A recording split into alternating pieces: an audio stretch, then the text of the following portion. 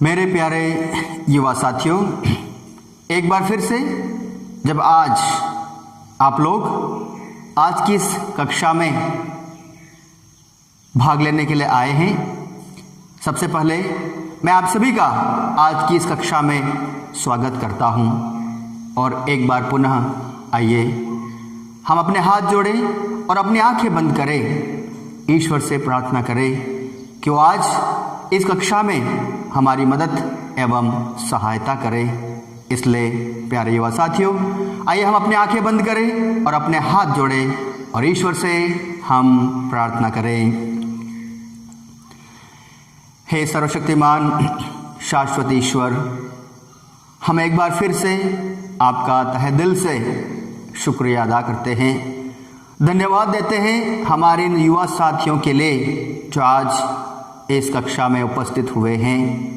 हे प्रभु, इन सब के ऊपर अपनी आशीष बरसाइए, अपनी कृपाएं बरसाइए, जिसे आज इस कक्षा में ये अच्छे से समझ सकें। और विशेषकर पवित्र आत्मा इन सभी के ऊपर प्रदान कीजिए।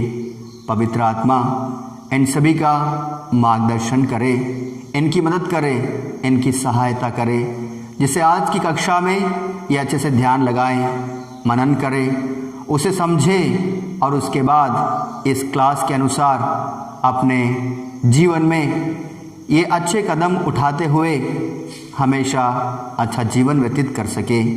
हम ये प्रार्थना करते हैं हमारे प्रभु ख्रिस्त के द्वारा, आमीन। तो मेरे प्यारे व साथियों, एक बार फिर से मैं आप सभी का आज की इस कक्षा में स्वागत करता हूं। पिछली कक्षा में हमने प्रेम और लैंगिकता के बारे में पढ़ा और ज़रूर हमने यह देखा कि प्रेम के कितने प्रकार होते हैं। और आज इस कक्षा में हम देखते हैं कि लैंगिकता क्या है। वास्तव में लैंगिकता सामान्यतः सभी प्राणियों में पाई जाती है। प्यारे युवा साथियों, मैं आपको फिर से बताना चाहता हूं कि लैंगिकता जिसके बारे में हम अध्ययन कर रहे हैं, ये सभी प्राणियों में पाई जाती है। यह हमारे मानव स्वभाव का एक महत्वपूर्ण तत्व है। ईश्वर ने इसे प्रत्येक व्यक्ति में आरोपित किया है ताकि मानव के बीच आपसी साहचर्य बना रहे, प्रजनन कायम रहे तथा इस धरती पर मानव जाति का अस्तित्व बना रहे। जिस प्रकार से हमको भूख और प्यास लगती है, ठीक उसी प्रकार भूख और प्यास की भांति काम भावनाएं होना भी हमारे लिए, मानव के लिए स्वाभाविक है। मानव वृद्धि का यह आवश्यक अंग है, लेकिन इसमें परिपक्वता होना बहुत ज़रूरी है। परिपक्वता इसके लिए होना बहुत ही हम सब के लिए ज़रूरी है। तो प्यारे युवा साथियों, लैंगिकता सभी प्राणियों में पाई जाती है और यह हम सब के लिए मानव स्वभाव का एक महत्वपूर्ण तंत्र है। इसीलिए इसके लिए हम सभी को ज्ञान अर्जित करना है और इसमें परिपक्वता आवश्यक है। अब हम लोग यह देखते हैं कि ईश्वर की योजना में नर और नारी, ईश्वर की योजना में नर और नारी, उत्पत्ति ग्रंथ के अध्याय 1 वाक्य 27-28 में लिखा है कि किस प्रकार से ईश्वर ने मानव को अपने प्रतिरूप बनाया। यदि आप आगे पढ़ेंगे तो आप इसका अध्ययन करेंगे किस प्रकार से उन्होंने नर और नारी को बनाया, किस प्रकार से ईश्वर ने नर और नारी को बनाया। तो हम सब के लिए ये ज़रूरी है, बाइबल में इसका ज्ञान हमको दिया जाता है। जब हम बाइबल पढ़ेंगे तो हमें और भी मालूम पड़ेगा कि किस प्रकार से ईश्वर ने नर और नारी को बनाया। अब हम तीसरी बात देखते हैं कि नर और नारी में मूलभूत अंतर क्या है। प्यारे युवा साथियों, हम यह देखते हैं कि नर और नारी में मूलभूत अंतर क्या है और आप लोगों के लिए यह बहुत ही ज़रूरी है, जानना ज़रूरी है कि मूलभूत अंतर क्या है। नर में क्या है कि बलिष्ठ तन होते हैं, नर में बलिष्ठ तन होता है। और जब हम नारी में देखते हैं तो वहाँ पर कोमलांगी है। और नर में जब हम देखते हैं तो नर में तर्क वितर्क की शक्ति होती है, नर तर्क वितर्क प्रधान होता है, जबकि नारी अंतर्बोधि होती है। नर दृढ़ निश्चयी और प्रभावी होता है, जबकि नारी सहनशील और धैर्यवान होती है। नर देखभाल एवं सुरक्षा के लिए जाना जाता है, जबकि नारी स्नेह और आसक्ति होती है। नर में आत्मविश्वास भरा होता है, जबकि नारी त्यागमयी होती है। तो प्यारे मेरे युवा साथियों, हमने नर और नारी में ये मूलभूत अंतर देखा। ये मूलभूत अंतर नर और नारी में है, जिसको हमने अभी पढ़ा। अब हम ये देखते हैं कि लैंगिकता और व्यक्तित्व, क्या देखते हैं हम देखते हैं लैंगिकता और व्यक्तित्व के बारे में। लैंगिकता की तरह काम भावना भी मानव के लिए ईश्वर प्रदत्त वरदान है। प्यारे भाई और बहनों, लैंगिकता के समान ही जो काम भावना है वो भी मानव के लिए ईश्वर प्रदत्त वरदान है। स्त्रियों की कोमलता, उनकी सुंदरता, उनका स्नेह एवं मधुर वाणी पुरुष का ध्यान आकर्षित करती है। उनकी मतलब स्त्रियों की कोमलता, स्त्रियों की सुंदरता, उनका स्नेह और उनकी मधुर वाणी ये पुरुष का ध्यान आकर्षित करती है। और ठीक इसी प्रकार पुरुष का हष्ट-पुष्ट शरीर, उनका कौशल क्षमताएं और गंभीर वाणी स्त्रियों का ध्यान आकर्षित करती है। तो एक तरफ स्त्री और दूसरी तरफ पुरुष, और इस प्रकार ईश्वर ने दोनों को परस्पर आकर्षित होने वाला बनाया है।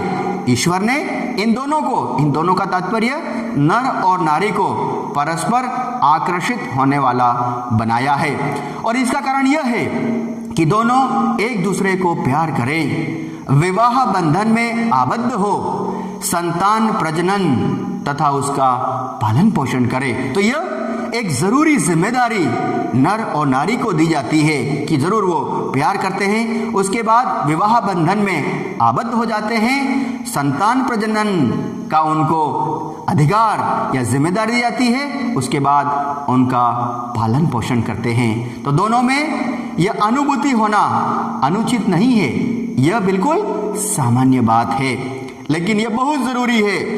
आप लोगों के लिए यह जानना बहुत जरूरी है कि लोग इसे मनोरंजन का साधन न बनाएं।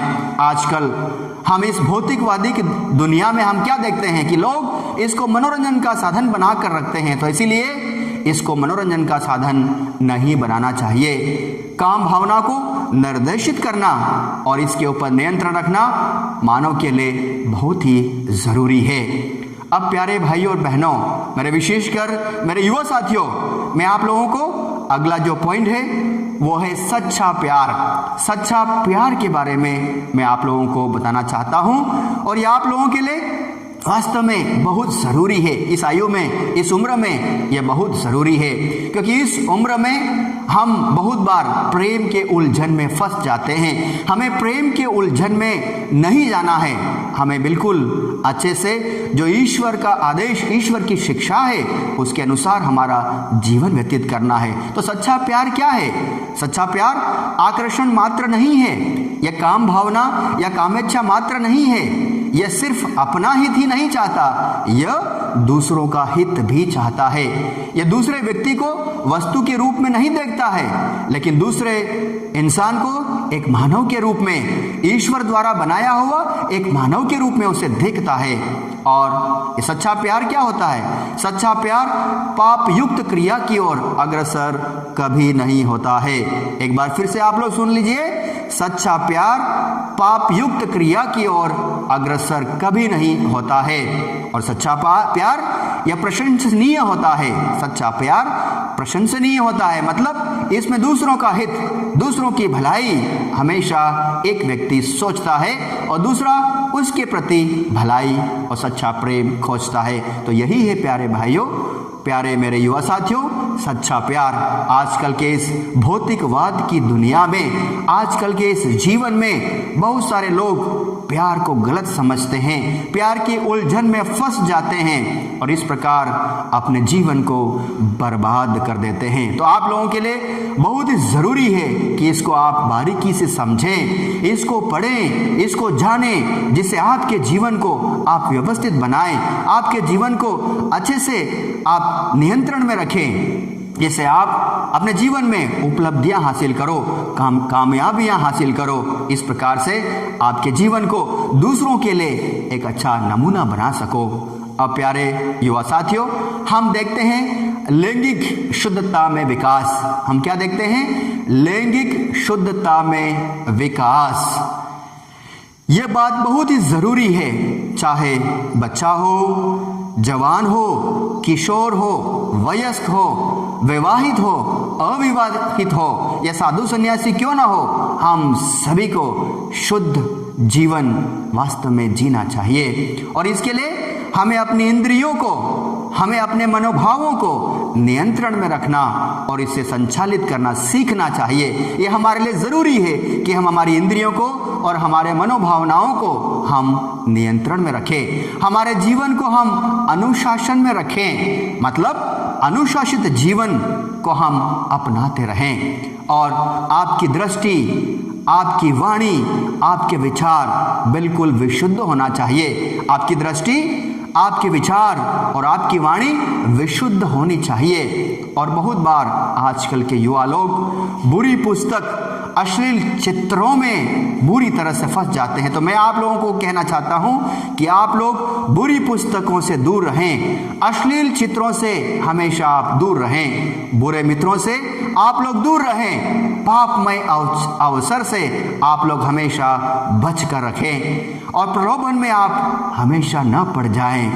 समस्या आने पर आप लोगों को परामर्श करना जरूरी है और यह भी देखना है कि परामर्श किससे करना है। परामर्श आपके माता पिताओं से करना है, परामर्श बड़ों से करना है, परामर्श गुरुजनों से करना है। वही लोग हैं जो हमारे जीवन को हमें मार्गदर्शित करेंगे। तो जब कभी अवसर मिले, जब कभी हमें कोई संदेह हो, हमेशा हमें अपने माता पिता, अपने गुरुजनों के पास दौड़ कर जाना है, जिससे हमारे जीवन का सही तरह से मार्गदर्शन हो सके और हम बुरे रास्ते, गलत रास्ते पर न चले जाए, बल्कि सच्चे मार्ग पर, जो ईश्वर ने जो मार्ग बताया है, उस मार्ग पर हम हमेशा चलते रहें। और इसके लिए हम हमेशा पवित्र बाइबल पढ़ते रहें। इसके लिए हमेशा हम पवित्र बाइबल पढ़ते रहें, क्योंकि जब हम पवित्र बाइबल पढ़ते रहेंगे ज़रूर हमें अच्छी शिक्षा मिलेगी, हमें प्रेरणा मिलेगी। और सबसे बड़ी बात आप लोगों के जीवन में यह है कि आप अपने जीवन में हमेशा प्रार्थना करते रहना चाहिए। प्रार्थना में शक्ति है।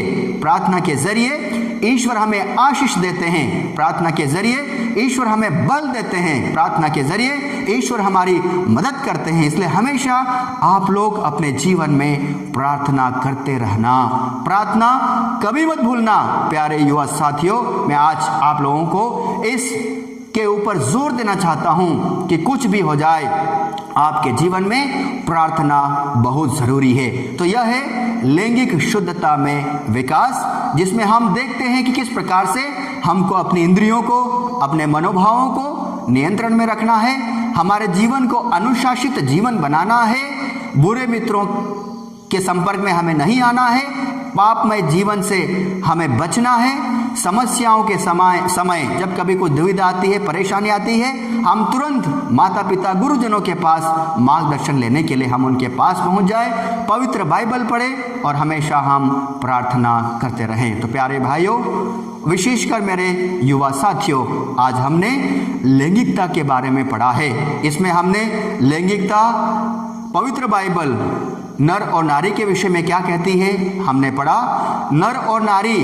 में मूलभूत अंतर क्या है इसके विषय में पढ़ा, लैंगिकता और व्यक्तित्व इसके बारे में पढ़ा, सच्चा प्यार क्या है इसके बारे में पढ़ा, लैंगिक शुद्धता में विकास इसके बारे में हमने आज अध्ययन किया।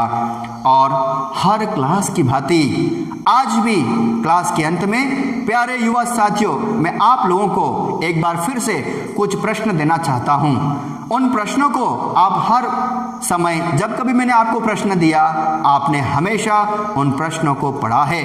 आज भी मैं विश्वास करता हूं कि जो अभी मैं आप लोगों को प्रश्न देने जा रहा हूं, उन प्रश्नों को आप जरूर घर पर पढ़ के आएंगे। तो सबसे पहला है, आप लोग नोट कर लीजिए, सबसे पहला प्रश्न है जो आप लोगों को मैं दे रहा हूं, वो पूछना चाहता हूं कि सच्चा प्यार क्या है। इसका अध्ययन हमने किया है और इसीलिए मैं आप लोगों को ये प्रश्न दे रहा हूं। पहला प्रश्न है कि सच्चा प्यार क्या है। दूसरा प्रश्न यह है कि प्रेम के कितने प्रकार है, प्रेम के कितने प्रकार है। और तीसरा प्रश्न है, नर और नारी की क्या क्या विशेषताएं हैं, नर और नारी की क्या क्या विशेषताएं हैं। चौथा प्रश्न है, ईश्वर नर और नारी से, पुरुष और स्त्री से किस प्रकार के जीवन की आशा करता है। चौथा प्रश्न है, ईश्वर पुरुष और स्त्री से किस प्रकार के जीवन की आशा करता है। और पांचवा और अंतिम प्रश्न है, किन माध्यम से शुद्धता में वृद्धि होती है। प्यारे बच्चों, किन माध्यम से शुद्धता में वृद्धि होती है। आप हमेशा प्रश्नों को पढ़कर आते हैं और आज भी मेरा पूरा विश्वास है, मैं आप लोगों के ऊपर विश्वास करता हूं और आप लोग बहुत अच्छे युवा साथी हैं, बहुत अच्छे बच्चे हैं जो हमेशा आपका गृह कार्य जो हम देते हैं आप करके लाते हैं। तो आज के भी जो प्रश्न मैंने आप लोगों को दिए हैं, आप जरूर इन प्रश्नों को अपने घर पर जाकर पढ़कर आना, जिससे आप लोगों को लाभ मिले, आप लोगों के जीवन में सुधार हो, आप लोग गलत रास्ते पर ना जाओ बल्कि अच्छे रास्ते पर, सही मार्ग पर चलते रहें और इस प्रकार आपका जीवन अच्छी तरह से सफलता के पथ पर आप हमेशा अग्रसर होते रहें। तो प्यारे युवा साथियों, आज हमने ये 5वां अध्याय जो कि प्रेम और लैंगिकता था, इसको हमने पूरा कर दिया। जो प्रश्न मैंने आपको दिए हैं, आप लोग घर पर इन सभी को याद करके आना, इनको आप पढ़कर आना। तब तक के लिए एक बार फिर से मेरे प्यारे युवा साथियों, आप सभी को जय यीशु।